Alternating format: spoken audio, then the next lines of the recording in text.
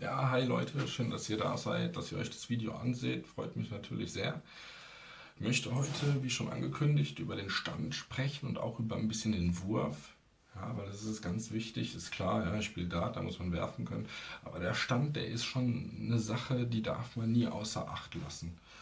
Und ich habe ja auch schon das Bild reingestellt auf Instagram, wie ihr so da steht, ja, die drei Positionen, die man hauptsächlich tatsächlich nutzt. Und vielleicht sage ich erstmal was vorher, bevor man sich hinstellt oder zum Stand selber. Wenn ihr Rechtshänder seid, also mit rechts wirft, macht ihr das rechte Bein nach vorne. Wenn ihr Linkshänder seid, mit dem linken Bein nach vorne und könnt dann werfen. Weil man dann natürlich versuchen will, so nah wie möglich ans Board zu kommen, damit man nicht so eine weite Strecke immer werfen muss. Ja, wenn man das über eine Stunde und das über 2 Stunden macht, dann merkt man das richtig im Arm. Ja, wird ein bisschen träge, ja, wird ein bisschen müder, die Armmuskulatur lässt ein bisschen nach. Das merkt man dann vielleicht auch als Anfänger am nächsten Tag, dass man ein bisschen Muskelkater im Unterarm bekommt, so Richtung Ellbogen. Man merkt es also schon und man merkt, dass der Muskel auch tatsächlich die Bewegung erstmal erlernen muss. Ja, das heißt, wundert euch nicht, dass er am Anfang tatsächlich nicht trifft. Ja, das war für mich damals der Startpunkt mit dem Dartspielen, weil ich dachte, na, es ist doch nicht so schwer und habe geworfen und treffe hier, was weiß ich, 8, 5 und 4 und dachte mir, was ist denn da oben kaputt? Ich sehe das doch vor mir, kann ich doch treffen. Ja, also das ist eine Sache, die muss man tatsächlich erlernen, auch von der Wurfbewegung her. Das dauert eine Zeit, aber man macht schon Fortschritt und das wird man mit der Zeit auf jeden Fall merken. Also, ich habe ja 3 Positionen auf dem Bild, ja, mit denen würde ich gerne auch anfangen, darüber zu sprechen und ein bisschen Vor- und Nachteile zu sagen. Denn jede Positionierung hat immer einen Vor- und einen Nachteil. Es ist immer so eine persönliche Einschätzung. Was ist für mich am besten? Was ist für mich bequem? Womit kann ich am besten werfen? Womit kann ich vielleicht meine nicht perfekte Wurfbewegung ein bisschen kompensieren? Das machen auch die Profis. Also nicht jeder Profi steht immer an der gleichen Stelle und mit der gleichen Positionierung des Fußes. Da müsst ihr euch also nicht beirren lassen. Es gibt keinen einen Weg nach Rom. Es gibt ganz viele Wege nach Rom. Und ich fange jetzt einfach mal an. Position eins war, wiederhole ich vielleicht nochmal, der Fuß steht parallel zur Abwurflinie. Das heißt, das Dartboard ist rechts oder links von mir, je nachdem, mit was ich werfe, mit welcher Hand. Zweite Position war, ich bin so ein bisschen schräg mit meinem Fuß zur Abwurflinie. Dritte Position ist, mein Fuß und die Abwurflinie am 90 Grad Winkel. So, Position eins steht also quer, also parallel zur Abwurflinie, quer zum Board. Man merkt schon, ich muss den Kopf drehen. Ja, man kommt meistens auch dazu, den Oberkörper mitzudrehen. Aber der Vorteil, den man dabei hat, man macht den Arm hoch, macht den nach außen und man merkt, die Schulter macht irgendwann nicht mehr mit. Man findet so ein Ende mit der Schulter. Man kriegt einen ziemlich festen Griff hier oben und man hat den Unterarm, um zu werfen. Ja. Das ist ganz wichtig. Oberarm bleibt immer fest an der einen Position, nur der Unterarm bewegt sich beim Wurf. Das ist ganz wichtig, nur der Unterarm bewegt sich. Das macht nicht jeder. Ich mache das auch nicht. Es ist aber die weitgehende Empfehlung. Ja, Oberarm bleibt immer gleich, nur der Unterarm bewegt sich. Das möchte ich hier einfach auch nochmal sagen. Ich mache das zwar nicht, weil ich stehe auch ganz anders, deswegen muss ich das hier auch nicht so weit ausführen. Also normalerweise, man bewegt sich, auch wenn man es weiter unten macht, die Schulter macht halt irgendwann nicht mehr weiter. Ja, dann drehe ich den Kopf und kann zielen und kann werfen. Das ist der Vorteil. Ich habe so einen ziemlich festen Griff in der Schulter und ich kann nicht weiter mit der Schulter weg. Das heißt, ich habe so eine Wand und komme vielleicht auf der 20 zu stehen und dann kann ich direkt immer gerade auf die 20 gerade drauf. Nachteil ist hier jedoch, habe ich eben schon gesagt, man neigt, man muss den Kopf drehen, ständig. Und wenn man das schon so 1, 2 Stunden macht, muss immer den Kopf drehen. Also mich nervt das. Ja, und man hat noch den Hang dazu, weil man will den Kopf ja nicht überdrehen und überdehnen und ständig und mit der Schulter. Neigt man dazu, dass man den Oberkörper ein bisschen mitdreht. So, wenn man aber jetzt den Oberkörper mitdreht und du hast schon eine Position mit dem Arm, ja, und ich überdrehe ein bisschen mit dem Oberkörper, merke ich wandere weiter nach rechts, ja, da habe ich die 1,18 und so weiter. Komme ich nicht so direkt auf die 20. Das ist der Nachteil. Wie gesagt, es ist Geschmackssache, ob man so steht. Vielleicht funktioniert es bei dem einen oder anderen auch richtig gut. Ja, beim Taylor hat man gesehen, funktioniert es richtig gut. Der steht tatsächlich auch so da. Der bleibt aber auch gerade stehen und zielt dann. Ja, der macht den Kopf ein bisschen runter, damit es nicht so auf den Nacken geht. Und was ich bei der Position gut finde, ist, ein Teil des Gewichts geht ins Becken rein. Nicht alles geht ins Knie unten, weil bei vielen Positionen, man spannt so das Bein durch, es geht ins Knie, sondern wenn man quer steht, also Position 1, dann geht so ein bisschen Gewicht ins Becken und nach außen und nach vorne weg.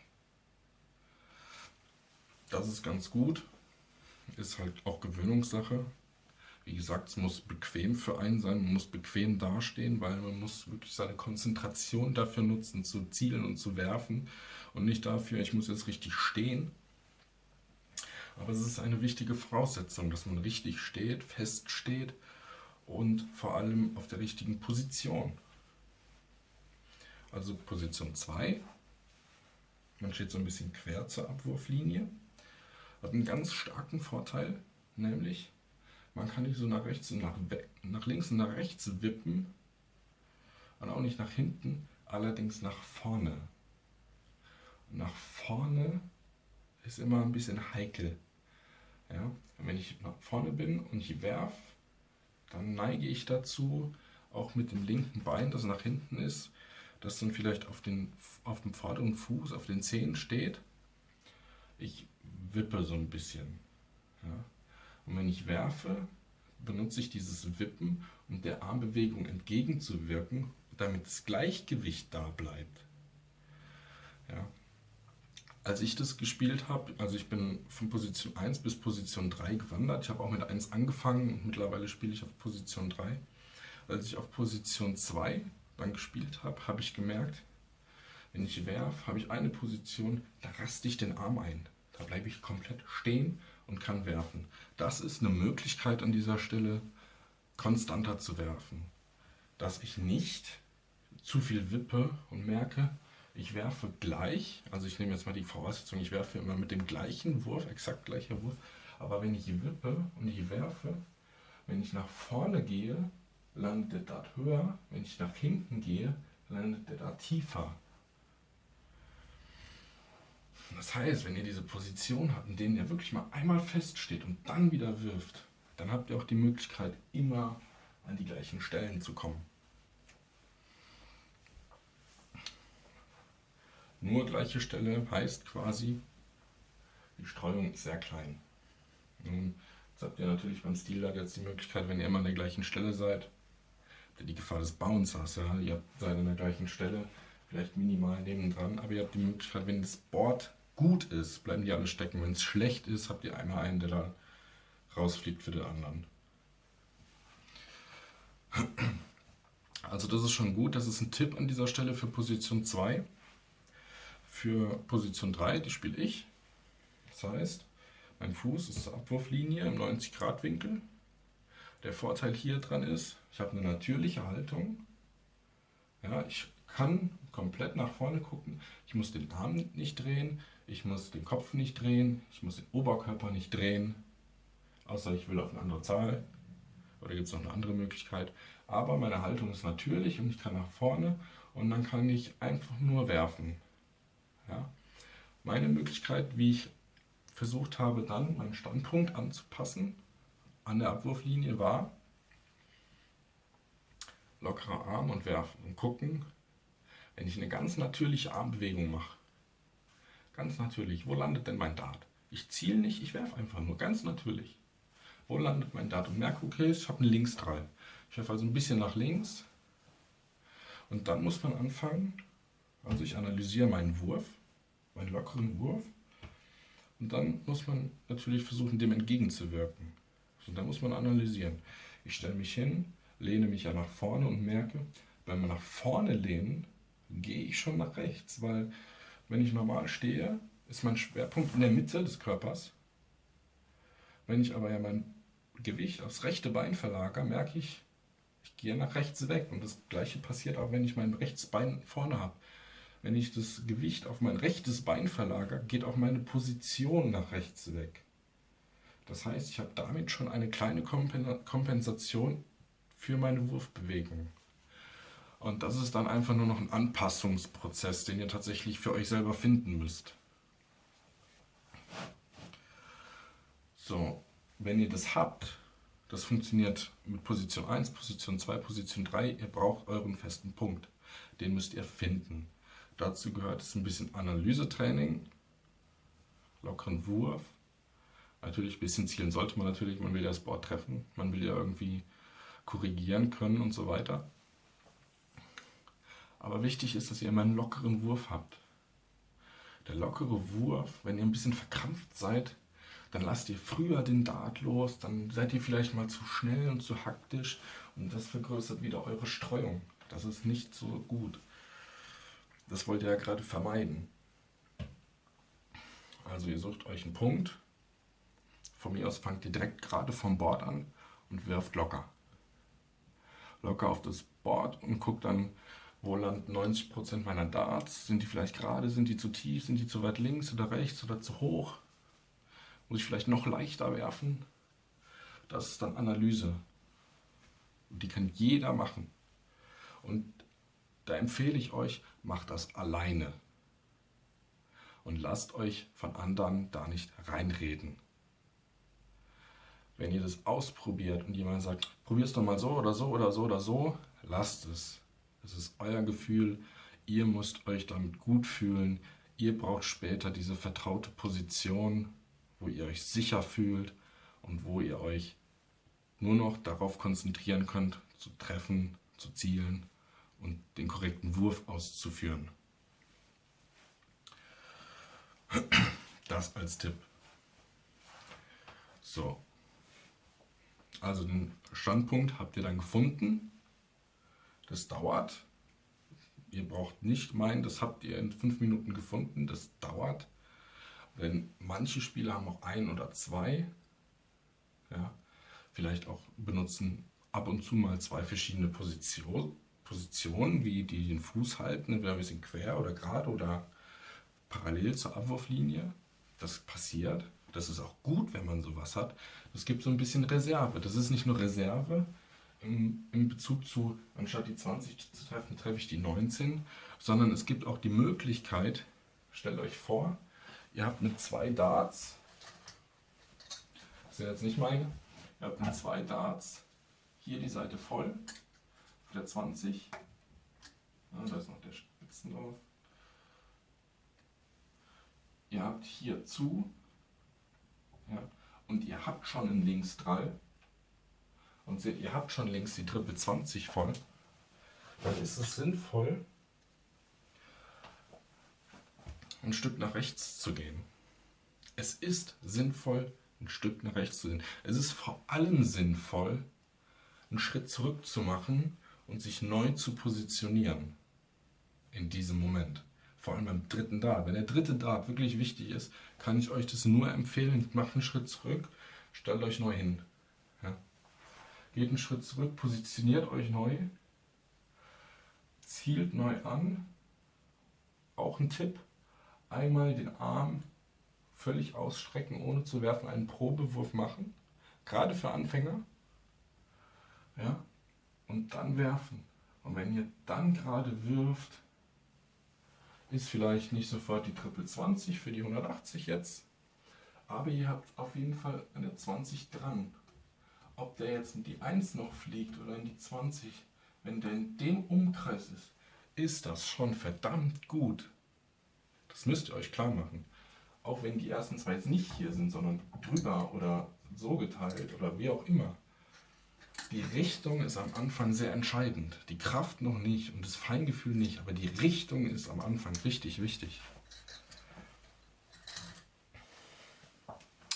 Also das dazu. Vielleicht explizit zum Wurf. Es gibt eine Übung, die habe ich sehr lange gemacht und die hat mir unheimlich geholfen. Egal wo ihr steht im Raum, geht zu einer Ecke, also ihr schaut zu einer Ecke, am besten steht ihr irgendwo, geht in eine Ecke und schaut in die andere Ecke. Und dann seht ihr überall, es ist scheißegal welche Ecke, ihr geht immer gerade runter. Das heißt, ihr stellt euch hin mit eurem Stand. Kein Dart in der Hand, ihr zielt, macht den Oberarm hoch und versucht mit den Fingerspitzen diese Ecke entlang zu gehen. Und dann werdet ihr auch sehr schnell merken, ihr macht es langsam und ihr macht es schnell. Am besten immer 3-mal schnell und 3-mal langsam. Und ihr werdet merken, dass sich eure Wurfbewegung immer gerader wird. Man kann das mal machen, locker, und ihr merkt, oh, ich gehe vielleicht nach rechts weg oder nach links weg oder ich mache quer oder ich habe schon einen Dreher im Handgelenk. Das muss man sich abgewöhnen. Deswegen auch langsam anfangen. Als erste Stufe langsam anfangen. Handgelenk bleibt immer auf der gleichen Position und dann bewegt ihr eure Fingerspitzen, wo normalerweise der Dart ist, dieser Ecke entlang. Das hilft ganz viel. Das ist, glaube ich, auch ein sehr guter Tipp an dieser Stelle. Und dann macht auch sowas hier, wenn man mal ein bisschen anders steht, macht das auch sehr viel Sinn. Ja, und dann kann man auch ruhig mal einmal nach vorne gehen und dann werfen. Das sind alles sehr gute Hilfen, die mir auch sehr geholfen haben. Das mache ich auch heute immer noch. Wenn ich weiß, der dritte ist sehr wichtig, dann mache ich das auch. Hilft auch beim Doppelout. Das dazu. Was auch beim Werfen wichtig ist, ist die Atmung. Denkt man nicht, ist aber so. Wenn ihr da steht, auf eurem Standpunkt und ihr werft oder wollt werfen, dann ist es wichtig, Ruhe zu bewahren, sich zu konzentrieren. Und das bedeutet, ich muss auch ruhig atmen. Und der beste Zeitpunkt, einen Dart zu werfen, ist nach dem Ausatmen. Denn dann kommt der Körper zur Ruhe und ihr habt eine lockere Bewegung. Ihr könnt werfen und dann könnt ihr wieder einatmen. Das ist vielleicht nicht so ein guter Trick, aber er fördert die Konstanz und irgendwann macht ihr das auch ganz unbewusst. Ja, also ich muss sagen, das war fürs erste Video, glaube ich, ganz gut. Wenn euch irgendwas nicht gefallen hat, wenn euch was gefehlt hat, wenn ihr mit mir nicht einer Meinung seid oder mit mir einer Meinung seid, lasst mich ruhig wissen, kommentiert. Das ist ganz wichtig. Es war jetzt mein erstes Video, da ein bisschen Input zu bekommen, das wäre ganz gut. Feedback wird mir wirklich gut gefallen. Also dann, bis zum nächsten Mal. Ich glaube, dann geht es ums Zielen. Bis dann. Ciao und gut Darts.